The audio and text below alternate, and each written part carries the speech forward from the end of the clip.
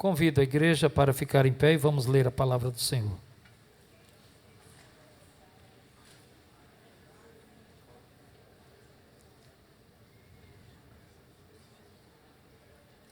O último livro da Bíblia, livro do Apocalipse.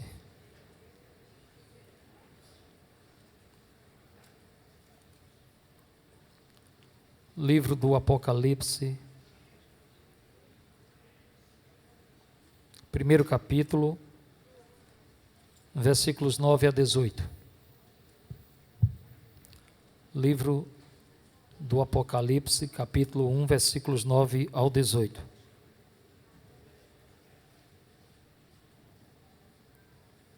E eu, João, que também sou vosso irmão e companheiro na aflição e no reino e na paciência de Jesus Cristo, estava na ilha chamada Pátimos por causa da palavra de Deus e pelo testemunho de Jesus Cristo. E fui arrebatado em espírito no dia do Senhor, e ouvi detrás de mim uma grande voz, como de trombeta, que dizia: o que vês, escreve-o num livro e envia-o às 7 igrejas que estão na Ásia, a Éfeso, e a Esmirna, e a Pérgamo, e a Tiatira, e a Sardes, e a Filadélfia, e a Laodiceia. E virei-me para ver quem falava comigo. E virando-me vi 7 castiçais de ouro, e no meio dos 7 castiçais, um semelhante ao Filho do Homem, vestido até os pés com uma veste comprida, e cingido pelo peito com um cinto de ouro.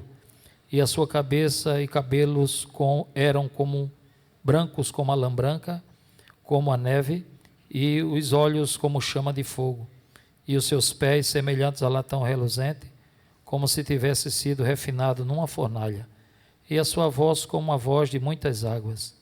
E ele tinha na sua destra 7 estrelas, e da sua boca saía uma aguda espada de 2 fios, e o seu rosto era como o sol, quando na sua força resplandece. E eu, quando o vi, caí aos seus pés como morto, e ele pôs sobre mim a sua destra, dizendo-me: não temas, eu sou o primeiro e o último, e o que vive. Fui morto, mas eis que estou vivo para todo sempre. Amém. E tenho as chaves da morte e do inferno. Poder sentar, meus irmãos. Obrigado, pastor Rosiveldo. Queridos, eu quero, nesta oportunidade também, trazer para os irmãos uma palavra da parte de Deus. Estávamos meditando a esse respeito e Deus nos colocou em nosso coração esta palavra. Já há anos que temos esse assunto e pelas áreas que passamos, já pela misericórdia de Deus abordamos este assunto. É um assunto de suma importância. É bem verdade que o tempo não daria se fôssemos falar carta por carta. Já teve um período em um ano que estudamos uma lição da Escola Bíblica Dominical, que falou muito bem, explicando estes assuntos, e sabemos perfeitamente que dentro de 1h, 40, 50 minutos não daria tempo de falarmos realmente de todo o assunto. Mas eu quero falar para os irmãos a respeito da última carta que foi abordada, que foi falada e João escreveu, que é a carta de Laodiceia. Na verdade, carta à igreja de Laodiceia. Na verdade, todas são importantes, mas no contexto histórico, e há alguns estudiosos que acreditam que estas cartas também, elas falam a respeito dos períodos da existência da humanidade, e cada carta que foi falada dentro de um período.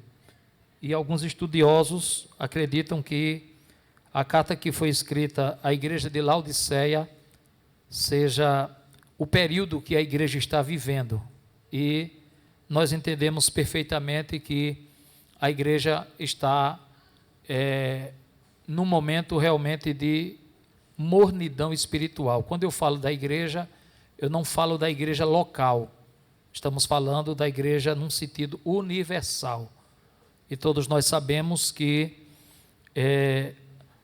há muitas dificuldades para se pregar o evangelho, para se falar a palavra de Deus, e o Senhor Jesus já naquela época já se preocupava com a igreja, observando a situação de cada uma. Não é necessário discorrermos falando sobre o livro do Apocalipse, não é? Mas eu gostaria de frisar a sua autoria. Todos nós sabemos que a autoria do livro de Apocalipse foi de João, um dos filhos de Zebedeu. Ele é o autor deste livro e autor do evangelho que ele próprio escreveu, que se intitula Evangelho segundo João, e de 3 epístolas. João, ele é tratado pelos pais da igreja com o título de João o teólogo, até por conta da profundidade e do conhecimento que ele tinha de expor a palavra de Deus. A data que foi escrita o Apocalipse foi escrita por volta dos anos 90 e 96 depois de Cristo. E nesta época, não diferente da nossa época, imperava o cruel e desapiedoso Domiciano. Era o imperador da época, que em nada ele diferia de Nero e de Calígula. Eu acho que se misturasse Nero e Calígula, ele era pior do que os dois. Foi justamente esse imperador cruel, mau, perverso, sanguinário, que aprisionou João na ilha de Patmos. Primeiro tentaram matar João num caldeirão de azeite quente. Jogaram João dentro de um caldeirão de azeite e não aconteceu nada. Com raiva, enviaram João agora para a ilha de Patmos. E Deus, ele sabe trabalhar, e foi na ilha de Patmos que João recebeu a revelação do Apocalipse, escreve o Apocalipse e fecha a Bíblia Sagrada. Esse imperador Domiciano, o nome dele completo era Tito Flávio Domiciano, foi imperador romano de 14 de setembro de 81 até a sua morte em 18 de setembro de 96. Domiciano era filho também do imperador Tito Flávio Sabino Vespasiano, e que após a sua morte, Domiciano, ele foi também sucedido pelo imperador Nerva. Foi na época do imperador Nerva, que reinou só 2 anos, de 96 a 98 depois de Cristo. Entenda que eu estou falando do primeiro século da era cristã, primeiro século. Até porque, quando eu falei dos períodos da igreja, os períodos que foram escritas as cartas, alguns estudiosos dizem que a igreja nasceu no batismo de Jesus Cristo, não é? No ano 27 depois de Cristo, ano 27 de sua época. E a Bíblia nos mostra, a história também nos mostra que João, ele foi liberto, e após ser liberto, João ainda viveu alguns anos e morreu por volta do ano 99 depois de Cristo, já bem idoso. João foi o último dos apóstolos a falecer, não é? Ou melhor dizendo, a dormir no Senhor, porque ele viu o Senhor, conviveu com o Senhor. Então João, ele morreu com próximo aos 89 anos de idade. Nasceu no ano 11 e faleceu no ano 99 do primeiro século. Esse livro, o Apocalipse, ele tem pelo menos 3 divisões. As coisas que tem visto, as que são e as que depois destas hão de suceder. O livro é bem dividido em essas partes. E qual o objetivo do livro do Apocalipse? O objetivo do livro de Apocalipse, o primeiro objetivo era corrigir as distorções doutrinárias e desvios de conduta da igreja da Ásia Menor. Eu não acho que está diferente hoje em dia.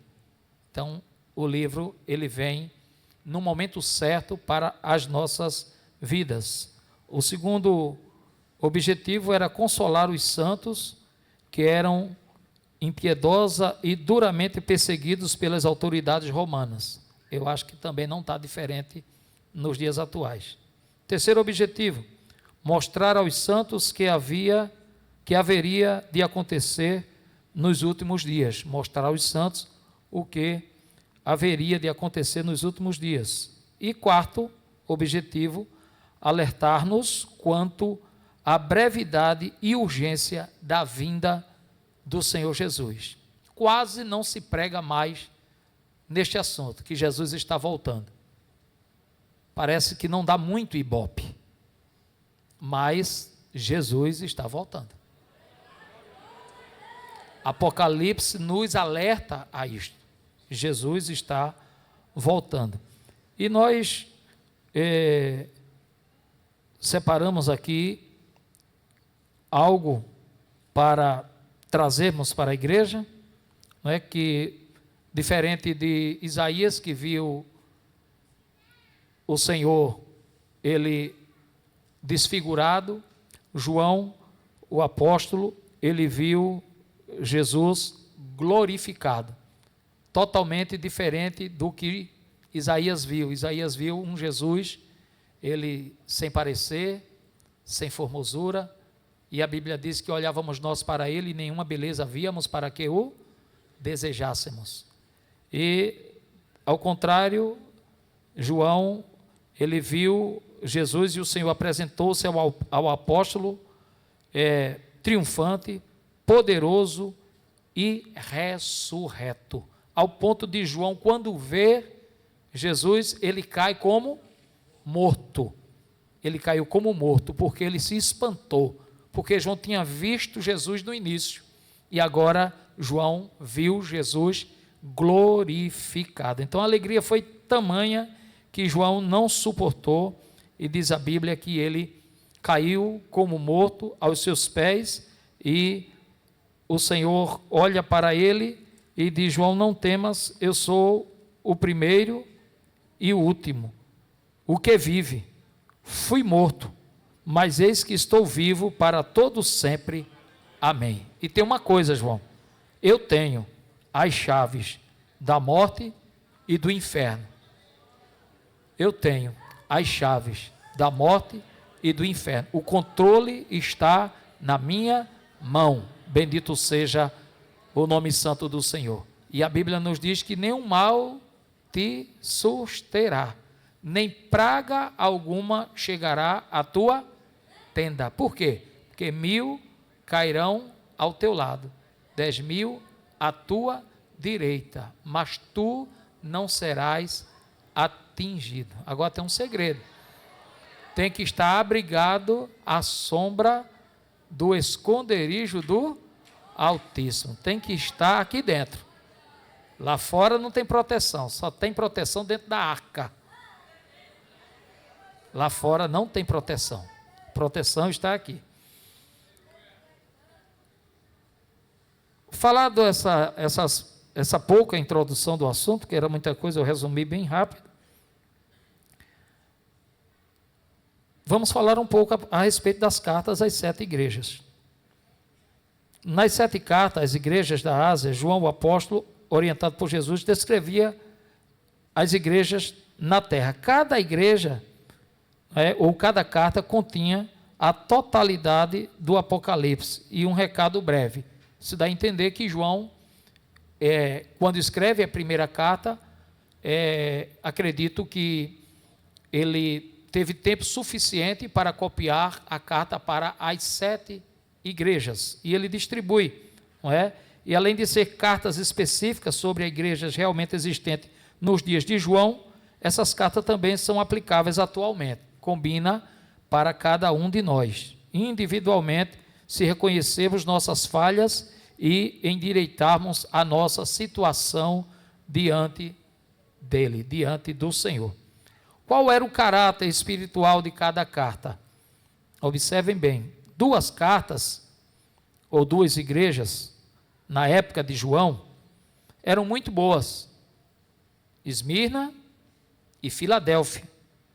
Duas eram muito más, Sardes e Laodiceia.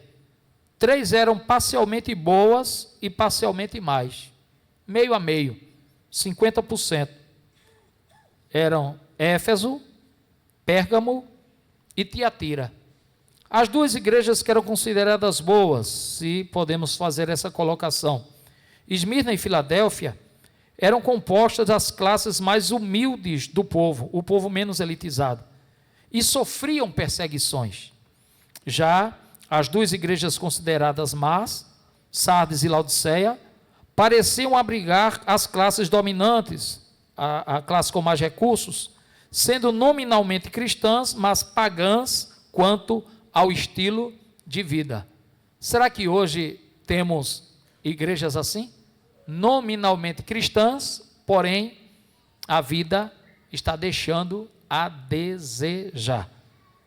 A próxima igreja, que era Éfeso, era doutrinamente ortodoxa, mas estava perdendo o primeiro amor.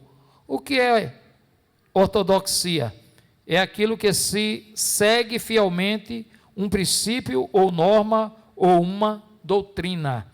Ortodoxia, do grego ortos, que significa reto, e doxa, que significa fé. Fé reta. Então, a igreja de Éfeso, ela tinha aquela fé reta, aquela fé segura, porém, estava perdendo o primeiro amor. Será que nós não estamos vivendo também como a época da igreja de Éfeso, perdendo o primeiro amor? Será que não estamos já substituindo por alguma coisa, como o povo na época de Moisés resolveu substituir o Senhor por um bezerro de ouro? Fica a dúvida, não é? A próxima igreja era a igreja de Pérgamo. A igreja de Pérgamo era fiel ao nome de Cristo, mas tolerava a heresia. Tem igrejas que são fiéis ao nome de Cristo, mas dentro dela tem heresia, falsos ensinamentos. E a igreja de Tiatira, ela crescia quanto ao zelo. Todas elas tinham elogios, todas elas tiveram críticas, todas elas tiveram instruções e todas elas tiveram promessas. Agora, a única que não teve elogio foi a igreja de Laodiceia. Foi a única que não foi elogiada, e vocês vão observar porque escolhemos a igreja de Laodiceia para falarmos. Tiatira crescia quanto ao zelo, porém tolerava também a heresia de Jezabel. E não precisa falar muito, que todos nós sabemos quem foi Jezabel, a mulher de Acabe. Quando falamos que todas tiveram elogio, o elogio de Éfeso foi rejeitar o mal e perseverar e ser paciente. O elogio de Esmirna era suportar o sofrimento graciosamente. O elogio de Pérgamo era manter a fé em Cristo. O elogio de Tiatira era caridade, serviço, fé e paciência, que são maiores do que antes. Sardes, o elogio foi: alguém tem mantido a fé. Filadélfia era perseverança na fé. E Laodiceia não teve nenhum elogio. Qual foi a crítica? Filadélfia não teve crítica, e nem Esmirna teve crítica, que eu falei que eram as igrejas consideradas boas. A crítica de Éfeso: o amor por Cristo não é mais fervoroso. Qual foi a crítica de Pérgamo? Tolerava a imoralidade, a idolatria e heresias. Qual foi a crítica de Tiatira? Toleravam o culto idólatra e a imoralidade. Qual foi a crítica da igreja de Sardes? Era uma igreja morta. Já tem igreja morta por aí? A Bíblia está falando. E a igreja de Laodiceia, a crítica é que a igreja de Laodiceia era indiferente. E a gente vai entender o porquê. Todas elas receberam instrução. Qual foi a instrução para a igreja de Éfeso? Praticar as primeiras obras. Qual foi a instrução para a igreja de Esmirna? Ser fiel até a morte. Qual foi a instrução para a igreja de Pérgamo? Arrepender-se. Qual foi a instrução para a igreja de Tiatira? A chegada do julgamento e manter a fé. Para a igreja de Sardes, arrepender-se, fortalecer o que resta. Para a de Filadélfia, manter a fé. E para a de Laodiceia, ser zeloso e arrepender-se. Cada uma delas também teve uma promessa. Para Éfeso, a promessa era a árvore da vida. Para Esmirna, a coroa da vida. Para Pérgamo, o maná escondido e uma pedra branca com um novo nome. Para Tiatira, o domínio sobre as nações e a estrela da manhã. Para Sardes, os fiéis serão honrados e vestidos de branco. Para Filadélfia, um lugar na presença de Deus, um novo nome e a nova Jerusalém. E para Laodiceia, compartilhar do trono de Deus. Então, cada uma teve uma promessa, teve uma instrução, teve 5 que foram criticadas e 6 receberam elogio, menos Laodiceia. E por quê? A gente vai ver o porquê.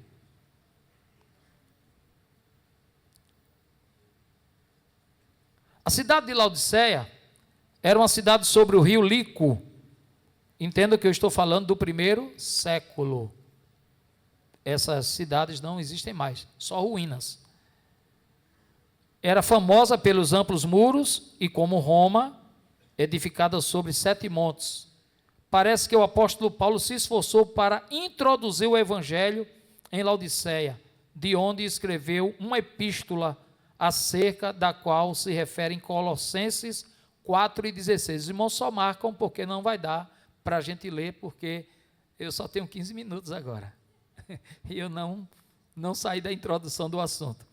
Então os irmãos marcam aí e leem em casa. A cidade ela foi destruída por um terremoto entre 60 e 62 depois de Cristo e reconstruída com seu próprio povo, o qual se orgulhava de fazer sem pedir auxílio ao governo. Era uma das mais ricas cidades da Ásia. Por isso que na leitura em que foi feita para a última igreja, a igreja de Laodiceia, a leitura diz o seguinte: e ao anjo da igreja que está em Laodiceia escreve.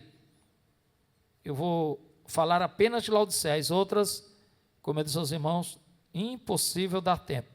Isso diz o Amém, a testemunha fiel e verdadeira, o princípio da criação de Deus. Eu sei as tuas obras. E como Deus sabia as obras da igreja e do pastor de Laodiceia, Deus também conhece as nossas obras, sim ou não? Ele conhece. Cada um de nós aqui Ele conhece. Não adianta se esconder, não adianta ir para outro lugar, não adianta deixar o cabelo crescer ou raspar a cabeça. Não adianta. Não adianta. Deus conhece aonde você está, Deus conhece quem é você. O salmista no Salmo 139, ele nos diz: Senhor, Tu me sondas e Tu me conheces. Sabes o meu deitar e o meu levantar. A palavra ainda não sai na boca, Deus já sabe. Então não adianta dizer que Deus não conhece ninguém, porque Deus conhece você e conhece a mim. Amém? Então a Bíblia diz: eu sei as tuas obras, que nem és frio nem quente. Tomara que foras frio ou quente. Assim, porque és morno e não és frio nem quente, vomitar-te-ei da minha boca. Está na Bíblia aí, está em Apocalipse capítulo 3, versículo 14 em diante. Como dizes, rico sou e estou enriquecido, e de nada tenho falta. Aí a Bíblia fala: e não sabes que és um desgraçado e miserável e pobre e cego e nu. Aconselho-te que de mim compres ouro provado no fogo, para que te enriqueças, e vestes brancas, para que te vistas, e não apareça a vergonha da tua nudez, e que unja os olhos com colírio para que vejas. Eu repreendo e castigo a todos quantos amo. Se Deus me ama, Ele pode me repreender e pode me castigar, se eu estiver errado. Da mesma forma, cada um de nós. Então, a aplicação da palavra de Deus nesta noite, para mim e para você, é que se tiver alguma dificuldade na minha vida e na sua vida, o próprio Deus, Ele se encarrega de corrigir. O próprio Deus se encarrega de corrigir. Por isso que o Senhor aconselhou, não a igreja, mas aconselhou o pastor da igreja, o anjo da igreja de Laodiceia. Aconselho-te de que de mim compres ouro provado no fogo, para que te enriqueças, e vestes brancas, para que te vistas, e não apareça a vergonha da tua nudez, e que unja os olhos com colírio, para que tu vejas. Eu repreendo e castigo a todos quanto amo. Sê, pois, zeloso e arrepende-te. Eis que estou à porta e bato. Aí eu sempre, nos convites, a gente sempre lê esse versículo. Eis que estou à porta e bato, se alguém abrir a porta, eu entrarei em sua casa, cearei com ele e ele comigo. Mas se você observar direitinho, quem está batendo na porta? Quem está batendo na porta? No texto bíblico, quem está batendo na porta? Jesus. Jesus estava do lado de dentro ou do lado de fora? Do lado de fora. Então Jesus estava do lado de fora da igreja de Laodiceia. E tem muitas igrejas que estão como Laodiceia. Jesus só está do lado de fora. Ele está batendo e você não está atendendo. Pode observar que era o Senhor que estava batendo. Eis que estou à porta e bato. Se alguém ouvir a minha voz, quer dizer, os ouvidos estavam como que fechados, porque não tinha ninguém querendo ouvir. Mas se alguém ouvir a minha voz e abrir a porta, entrarei em sua casa e cearei com ele e ele comigo. E há uma promessa: ao que vencer, lhe concederei que se assente comigo no meu trono, assim como eu venci e me assentei com meu Pai no seu trono. Uma coisa que eu achei interessante também em todas as cartas é que sempre finda com a expressão: quem tem ouvidos ouça o que o Espírito diz às igrejas. Tem muitas igrejas por aí que estão de ouvidos fechados. O Senhor está falando e a pessoa está como se fosse intolerante, não está ouvindo. E eu volto a dizer, Jesus está batendo na porta. Jesus está batendo na porta, Ele está do lado de fora de muitas igrejas. Volto a dizer, estou falando da igreja num sentido universal e não a igreja local. A igreja de Laodiceia recebe esta última carta. Infelizmente, a situação espiritual dessa igreja era miserável. Uma igreja em que os bens materiais sobejavam, mas era desprovida espiritualmente. Nem quente nem fria, uma igreja morna. Uma igreja morna é uma igreja indiferente à palavra de Deus. Tem igrejas por aí que não estão usando mais a palavra de Deus. O culto já não é mais culto de doutrina. O culto do domingo não é mais culto de pregação. Dá-se uma rodada de hinos, aí se acha pouco da outra rodada de hino. E os crentes, culto começa de 7, crente chega de 8 horas, porque para terminar mais rápido o culto, nós só temos 2 horas de adoração. Então faça a coisa certa, adore ao Senhor em espírito e em verdade, porque é o momento em que estamos vivenciando a palavra de Deus. Mas infelizmente, as igrejas por aí estão como a igreja de Laodiceia, indiferentes, mornas, indiferentes à palavra de Deus. Porém o Senhor Jesus amava aquela igreja, amava aquele pastor, e por isso aconselhou que buscasse um genuíno avivamento. O Senhor Jesus não quer que seus filhos se percam. Ele é aquele que traz o nosso pecado à tona, nos ensina como abandoná-lo e nos perdoa quando de coração sincero nos arrependemos. O que é uma pessoa morna? É uma pessoa desprovida de calor, de efervescência, de vida, monótono. E muitas igrejas por aí, infelizmente, estão como a igreja de Laodiceia. Aquela igreja e aquele obreiro de nada tinham falta. Possuíam tudo em abundância. Aos olhos do Senhor, porém, não passava de uma igreja pobre, cega e miserável. O que lhe sobejava em riquezas temporais, faltava-lhe em bens eternos. Ela retrata as igrejas que, desconstruindo-se como reino de Deus, reconstroem-se como impérios humanos. Tem igreja que está na contramão, ao invés de ser construída como reino de Deus, está sendo desconstruída. E o que está sendo construído são impérios humanos. E a gente tem que ter cuidado. E a palavra diz: quem tem ouvido, ouça. Quem tem ouvido, ouça. Jesus, ele não mudou, irmãos, continua a zelar pela qualidade espiritual de sua igreja.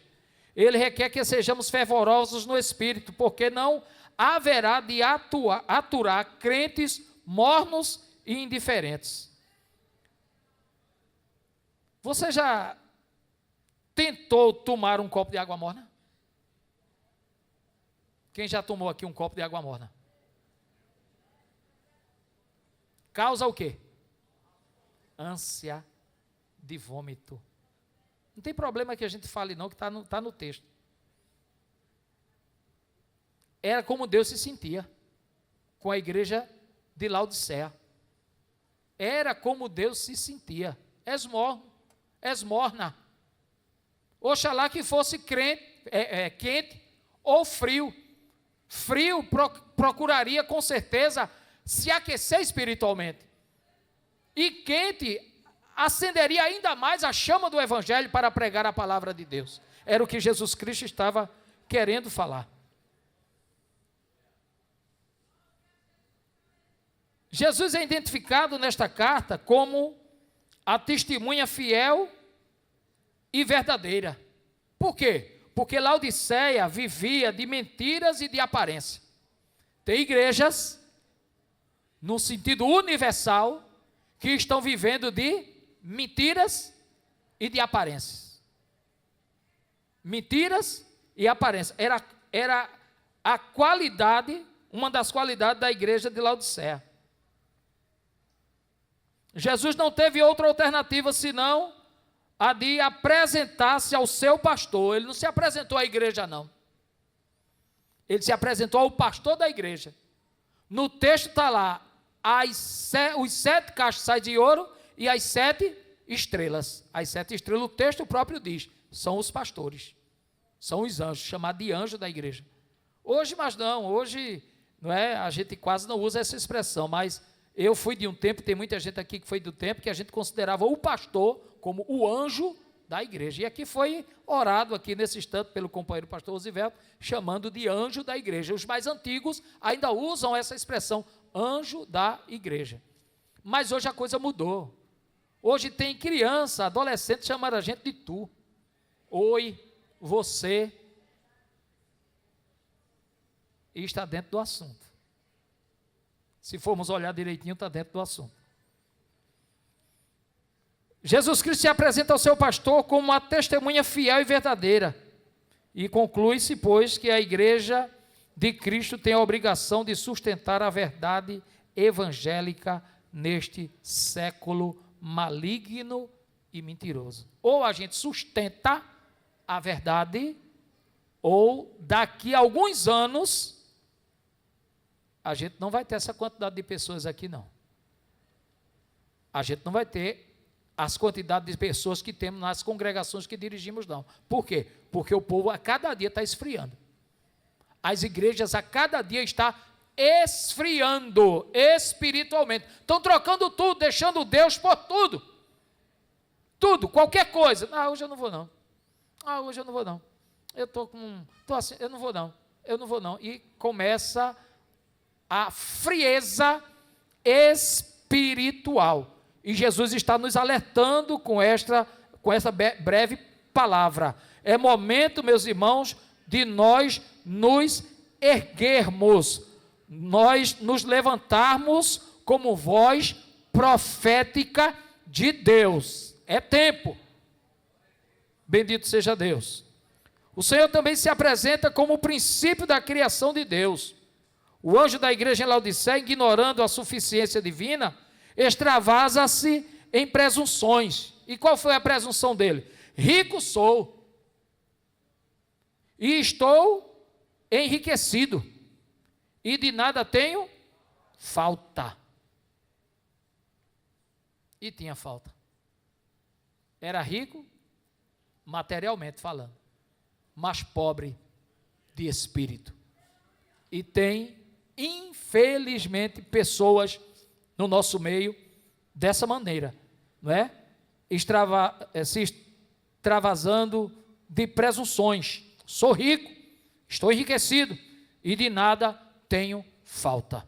A gente já ouviu algo parecido com isso, quando um certo cidadão derrubou os celeiros que tinha e fez novos celeiros para encher os celeiros, porque já tinha em abundância.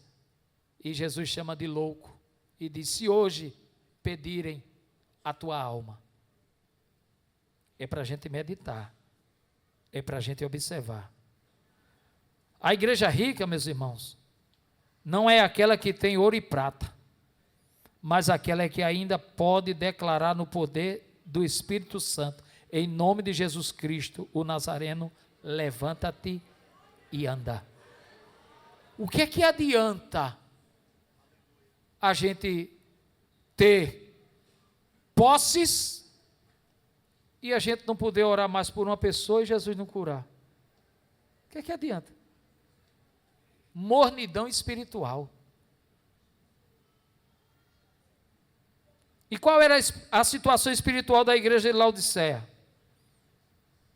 Onisciente que é, o Senhor conhecia a situação real de Laodiceia.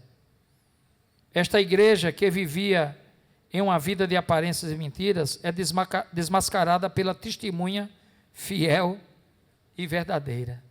Jesus Cristo, Ele é a testemunha fiel e verdadeira. Além da mornidão espiritual, além da arrogância espiritual, faltava percepção daquela igreja, daquele pastor daquela igreja. O próprio eu, faltava percepção. E o Senhor orienta, porque o pastor daquela igreja, o pastor daquela congregação, julgava-se bem vestido, bem ornado. Na verdade, Laodiceia, ela possuía riquezas porque tinha fábricas de lã, e era uma lã preta, uma lã que usavam para casacos, e todo mundo andava ornado. Nada contra os que têm posse, que têm riqueza, mas o texto, os irmãos estão entendendo que está falando do lado espiritual. Até Adão reconheceu a própria carência e cozeu aventais da figueira para se vestir, porque percebeu que estava nu. Mas o pastor da igreja de Laodiceia não. E o Senhor estava dizendo: você é um pobre, um miserável, um cego e um nu. Você pode ter tudo, agora está te faltando o lado espiritual. Se fôssemos ler Eclesiastes 9:8, o que é que está escrito? em todo tempo. Sejam alvas as tuas e nunca falte o óleo sobre a tua cabeça. Faltou o óleo na cabeça do pastor de Laodiceia. E estava levando a igreja a viver na mesma aparência que ele vivia. Eu estou procurando colocar as palavras por conta do tempo que o relógio já tocou ali, já disse pare, e eu vou parar. E precisamos, irmãos, eu só vou ler, precisamos que a nossa vida, que a nossa igreja, que a igreja universal, a igreja de Cristo, ela possa receber um reavivamento espiritual. Precisa fazer como Cristo orientou, comprar ouro refinado pelo fogo, ouro sem mistura, vestiduras brancas, ao contrário das vestiduras do pastor de Laodiceia, não é? E colírio para os olhos. Quando ele fala de ouro, é porque eles tinham riqueza. Quando o Senhor fala de vestiduras brancas, é porque realmente havia uma fábrica de lãs puras, brancas, pretas. Aí o Senhor inverte e diz, a vestidura tem que ser branca, redimido pelo sangue do Cordeiro. Bendito seja o nome santo do Senhor. E colírio, porque estavam cegos. Cegueira espiritual era o grande problema da igreja de Laodiceia. Não conseguia ver a própria miséria, nem podia perceber a sua própria nudez. Por isso o Senhor Jesus aconselha ao seu anjo, aconselho-te de que de mim compres colírio para que vejas. Aconselho-te que compres colírio para que tu vejas. Essas igrejas não existem mais. Literalmente já morreram. E onde essas igrejas existiram, só tem hoje menos de 1% de crentes. E sabe por que morreram? Pergunta a mim, pastor? Novamente, pastor? Por que essas igrejas morreram? Porque não deram ouvido à voz do Senhor Jesus Cristo, que diz, quem tem ouvidos, ouça o que o Espírito diz às igrejas. Eu paro por aqui, por conta do tempo. Amém. Que o conhecimento é capaz de mudar a vida de quem lê, a gente já sabe. E que livro você pode comprar em qualquer livraria. Mas nós transformamos 100% do nosso lucro em mudança de vidas, através da ação social, evangelismo e missões. Ao adquirir qualquer um de nossos produtos, seja presencial ou à distância, você está investindo em alguém. Na próxima vez que você for comprar livros ou artigos evangélicos, não vá em qualquer lugar. Vá na Livraria Arca Missionária. Uma nova história começa quando você compra aqui.